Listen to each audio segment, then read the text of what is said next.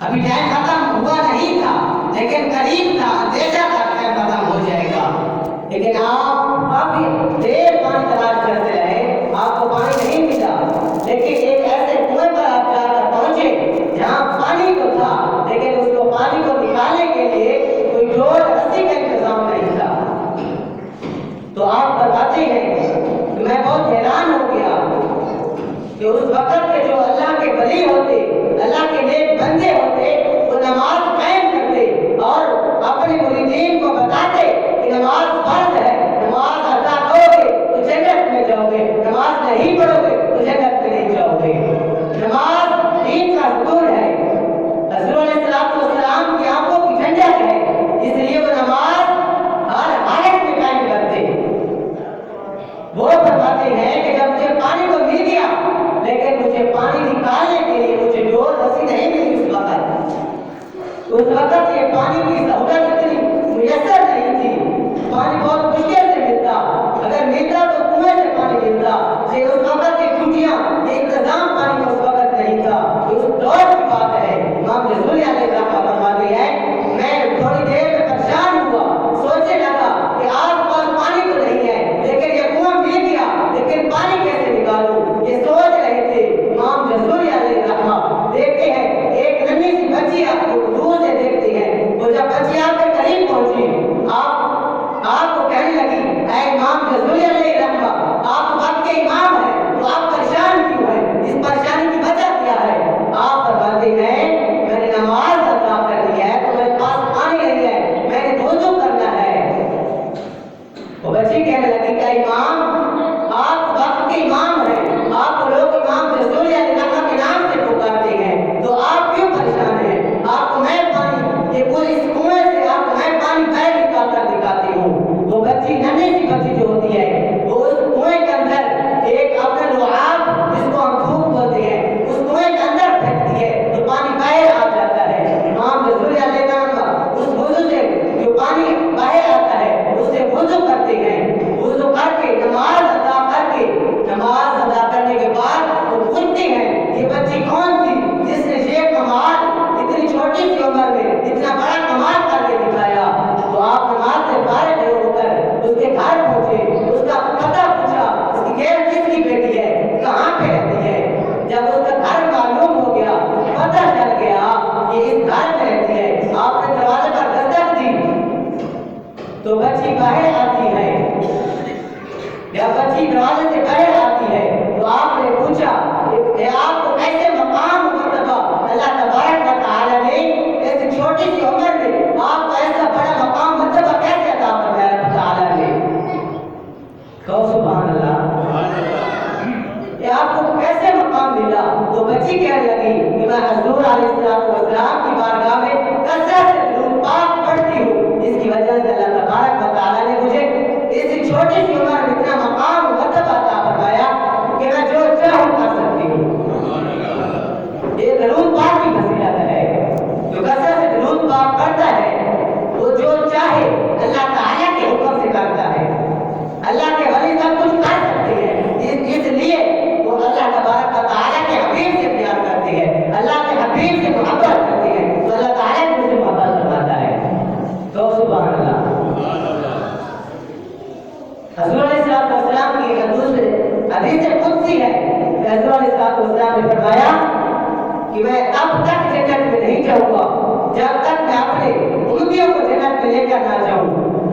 اس وقت نفسا نفسی کا عالم ہوگا، کوئی کسی کو نہیں پہچانتا ہوگا، ماں باپ نہیں پہچانتے ہوں گے، اپنے دوست رشتے دار بہن بھائی کسی کو نہیں پہچانتے ہوں گے، لیکن جو حضور علیہ السلام کا درود پاک پڑھتا ہوگا وہ حضور علیہ السلام کے ساتھ ہوگا، حضور علیہ السلام اس کی شفاعت کریں گے، حضور علیہ السلام کے ساتھ جنت میں داخل ہوگا۔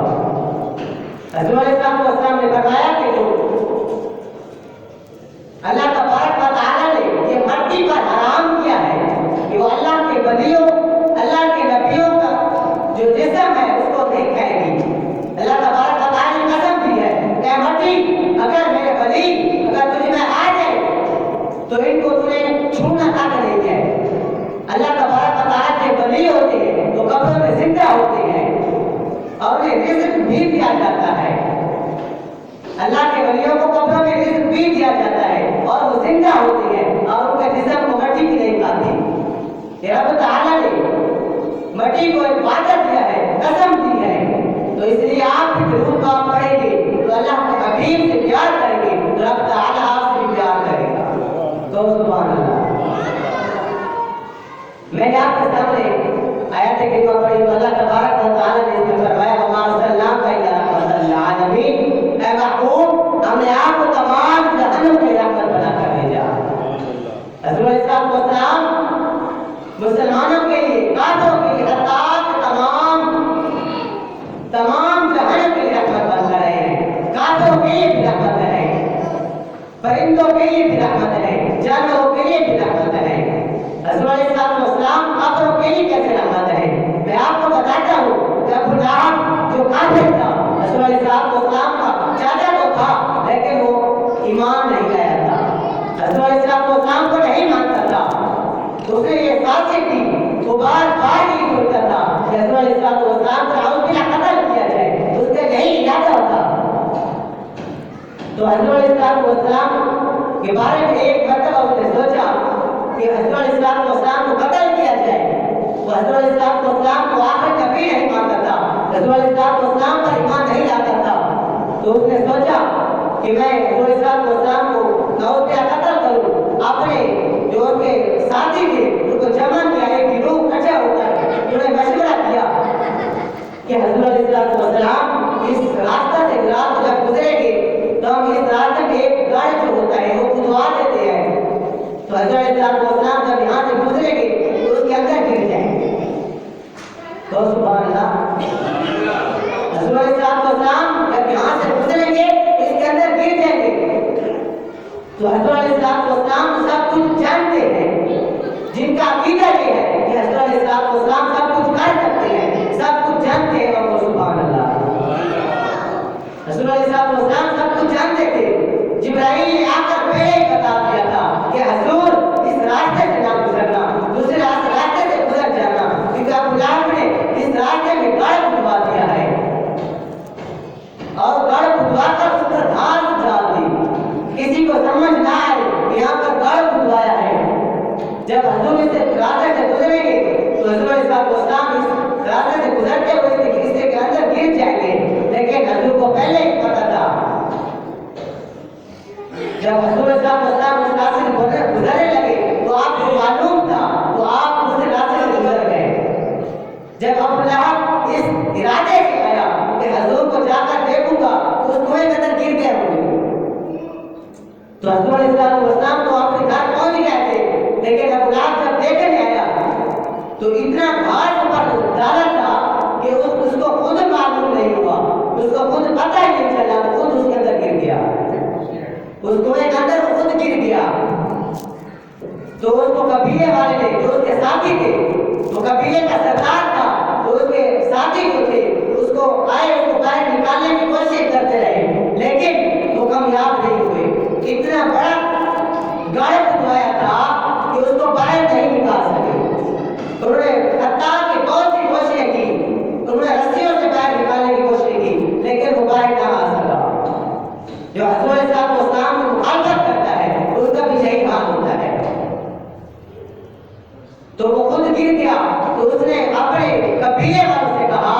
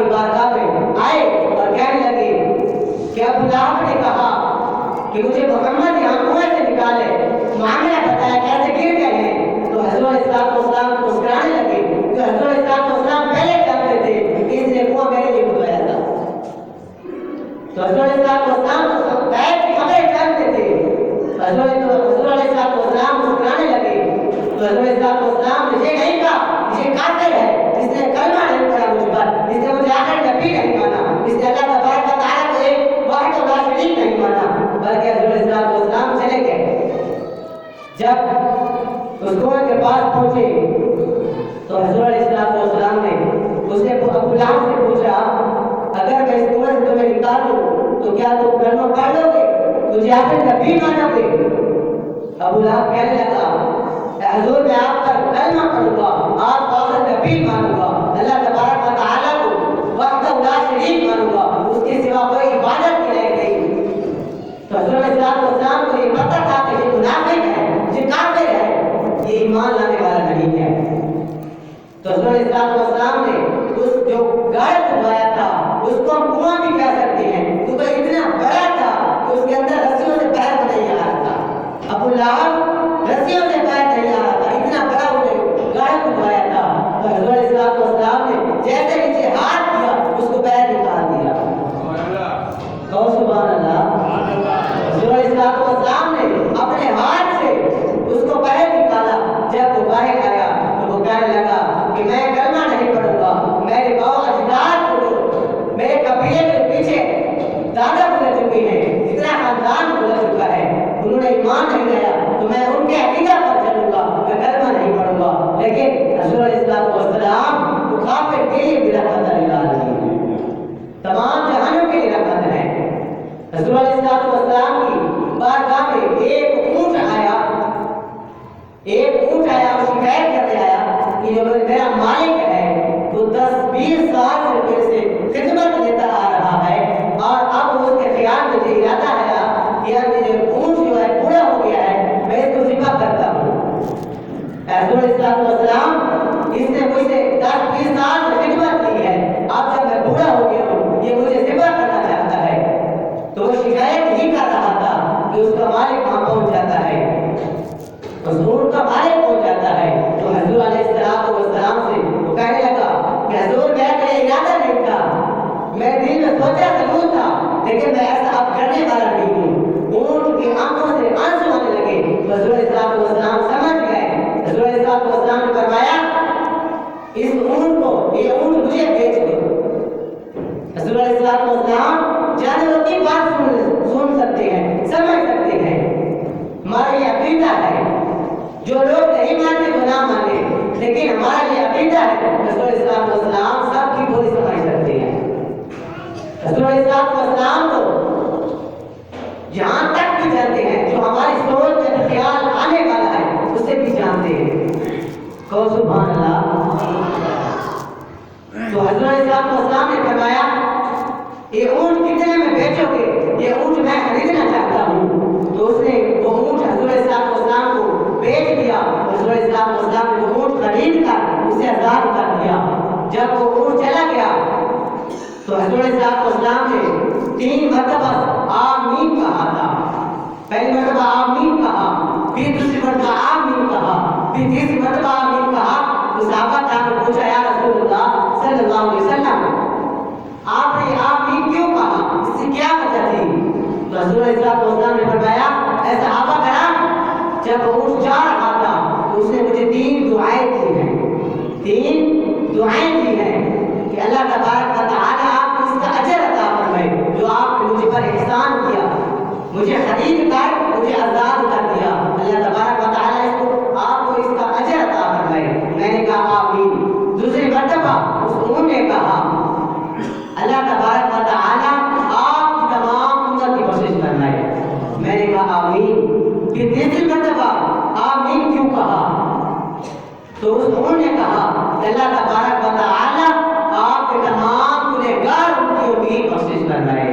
رسول اللہ صلی اللہ علیہ وسلم نے فرمایا آمین۔ رسول اللہ صلی اللہ علیہ وسلم اپنی امت سے بے حد محبت کرتے تھے۔ رسول اللہ صلی اللہ علیہ وسلم اپنی امت سے بہت زیادہ پیار کرتے تھے۔ رسول اللہ صلی اللہ علیہ وسلم ہمارے لیے راتوں کو جاگ کر ہمارے لیے بخشش کی دعائیں مانگتے تھے۔ کہو سبحان اللہ۔ حضور علیہ السلام نے فرمایا کہ جو میری امت کے ولی ہوں گے، اللہ تعالیٰ کے نیک بندے ہوں گے، وہ تو جو چھوٹے گنہگار ہوں گے، جو صغیرہ گناہ کرنے والے ہوں گے، وہ ان کی بخشش فرمائیں گے۔ میں کس کی بخشش فرماؤں گا؟ حضور علیہ السلام نے فرمایا میں ان گنہگار امتیوں کی بخشش فرماؤں گا جو کبیرہ گناہ کرتے ہیں، میں ان کی بخشش فرماؤں گا۔ حضور علیہ السلام اس قدر اپنی امت سے محبت کیا کرتے تھے۔ ہم بھی حضور علیہ السلام سے اپنی جان سے بڑھ کر حضور علیہ السلام سے محبت کریں، دنیا والوں کو بتا دیں کہ ہم حضور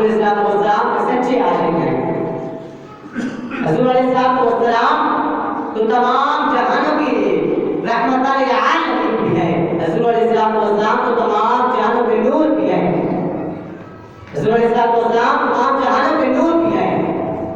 ایک مرتبہ حضور علیہ السلام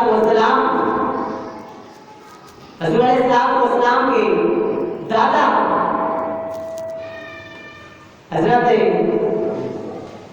حضور علیہ السلام کے نور سے تمام جہان، تمام کائنات رب تعالیٰ نے تمام جہان کو بنایا. حضور علیہ السلام کے نور میں اللہ تبارک و تعالیٰ نے 4 حصے کیے. ایک حصے سے لوح محفوظ بنایا، دوسرے حصے سے لوح قلم بنایا، تیسرے حصے سے عرش بنایا، پھر چوتھے حصے کے بھی مزید 4 حصے کیے، پھر چوتھے حصے کے مزید 4 حصے کیے، پھر ایک سے عقل کو بنایا جس سے انسان سوچتا ہے، پھر دوسرے حصے سے معرفت کو پیدا کیا، پھر تیسرے حصے سے زمین و آسمان کو بنایا. تمام زمین، سورج، چاند، ستارے تمام کو رب تعالیٰ نے تیسرے حصے سے بنایا. جو ہماری آنکھوں کا نور ہے یہ بھی رب تعالیٰ نے تیسرے حصے کی. حضور السلام کے چوتھے حصے کے تیسرے حصے سے کہ ہمیں آنکھوں کا جو نور ہے اسے پیدا فرمایا. پھر جو چوتھا حصہ تھا اس کو عرش کے نیچے بطور امانت رکھا گیا. اس چوتھے حصے کو بطور امانت رکھا گیا. جب رب تعالیٰ نے حضرت آدم علیہ السلام کو بنایا تو حضرت آدم علیہ السلام جب تک جنت میں رہے حضرت آدم علیہ السلام کی پشت میں وہ نور رکھا گیا. جو عرش کے نیچے جو چوتھا حصہ رکھا گیا حضور علیہ السلام کا، اس کو جب حضرت آدم علیہ السلام پیدا ہوئے حضرت آدم علیہ السلام کی پشت میں رکھا گیا. تو حضرت آدم علیہ السلام کہتے ہیں کہ میں نے رب تعالیٰ سے یہ پوچھا، رب تعالیٰ یہ فرشتے میرے پشت کے پیچھے کیوں کھڑے ہوتے ہیں؟ یہ صفے باندھ کر فرشتے کیوں کھڑے ہوتے ہیں؟ اس کی کیا وجہ ہے؟ رب تعالیٰ نے فرمایا تمہاری پشت میں نور محمدی ہے. حضور علیہ السلام کا نور تمہاری پشت میں نے رکھا ہے. یہ اس کی فرشتے اس کی زیارت کیا کرتے ہیں. تو سبحان اللہ، یہ فرشتے اس نور محمدی کی زیارت کیا کرتے ہیں، اس لیے یہ سر میں باندھ کر تمہارے پیچھے کھڑے ہوتے ہیں. تو حضرت آدم علیہ السلام نے کچھ عرصہ گزرنے کے بعد پھر ایک سوال کیا، رب تعالیٰ یہ جو نور محمدی ہے اس کو ایسی جگہ منتقل فرما کہ فرشتے اس نور محمدی کی زیارت کیا کریں اور میں فرشتوں کی زیارت کیا کروں، میں اس فرشتوں کی زیارت کیا کروں. تو رب تعالیٰ نے اس نور کو حضرت آدم علیہ السلام کی پیشانی میں رکھ دیا. تو سبحان اللہ، حضرت آدم علیہ السلام کی پیشانی میں جب نور رکھا گیا تو کچھ عرصہ گزرنے کے بعد حضرت آدم علیہ السلام نے پھر عرض کی، رب تعالیٰ یہ جو نور محمدی ہے اس کو کہاں ایسی جگہ منتقل فرما میں بھی اس کی زیارت کیا کروں اور فرشتے بھی اس کی زیارت کیا کریں. تو رب تعالیٰ نے حضرت آدم علیہ السلام کی اشاعت والی انگلی میں ڈال دیا. اس نور محمدی کو اشاعت والی انگلی میں ڈال دیا گیا. تو پھر حضرت آدم علیہ السلام بھی اس کی زیارت کیا کرتے اور فرشتے بھی زیارت کیا کرتے. پھر کچھ عرصہ گزرنے کے بعد پھر حضرت آدم علیہ السلام نے پھر عرض کی، رب تعالیٰ کوئی ایسا نور باقی ہے میری پشت میں؟ تو رب تعالیٰ نے پھر فرمایا، آدم علیہ السلام، اے آدم تمہاری پشت میں ابھی اور نور بھی باقی ہے، اور نور بھی باقی ہے. تو حضرت آدم علیہ السلام نے پوچھا، رب تعالیٰ کس کا نور باقی ہے؟ تو رب تعالیٰ نے فرمایا، اے آدم تمہاری پشت میں ابھی نور اور باقی ہے، وہ حضرت ابوبکر صدیق کا نور ہے. وہ حضرت ابوبکر صدیق کا نور ہے.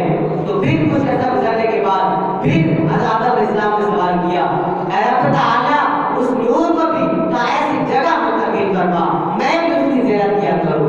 حضرت آدم علیہ السلام کہہ رہے ہیں. تو پھر رب تعالیٰ نے اس کو یہ درمیان والی انگلی میں ڈال دیا گیا. پھر کچھ عرصہ گزرنے کے بعد پھر حضرت آدم علیہ السلام نے بھی یہی سوال کیا کہ میری پشت میں کوئی اور نور باقی ہے؟ تو پھر رب تعالیٰ نے پھر فرمایا، ہاں اور نور بھی باقی ہے، وہ حضرت عمر کا ہے. پھر یہی سوال کیا